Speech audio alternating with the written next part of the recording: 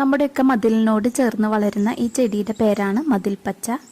Pilea മൈക്രോഫില്ല എന്നാണ് ഇതിൻ്റെ scientific name. ഇംഗ്ലീഷിൽ rockweed plant, artillery plant, gunpowder plant, joy powder plant, baby tears എന്നിങ്ങനെ ധാരാളം പേരുകളുണ്ട് ഇതിന്.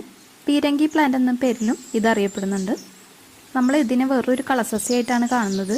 കാരണം ഇത് മതിലിൻ്റെയും കിണറിൻ്റെ ഒക്കെ ഭിത്തിയിലും ചെടിച്ചട്ടിയുടെ സൈഡിലൊക്കെ ചുമ്മാ വളർന്നു നിൽക്കുന്നത് കാണാറുണ്ട്. പക്ഷേ ഇപ്പം അങ്ങനെയല്ല, പലരും ഓർണമെൻ്റൽ പ്ലാന്റ് ആയിട്ട് ഇത് യൂസ് ചെയ്യുന്നുണ്ട്. ഹാങ്ങിങ് പ്ലാന്റ് ആയിട്ടും റിസോർട്ടുകളിലൊക്കെ വാൾ ഡെക്കറേഷന് വേണ്ടിയിട്ടൊക്കെ ഈ പ്ലാന്റ് യൂസ് ചെയ്യുന്നുണ്ട്.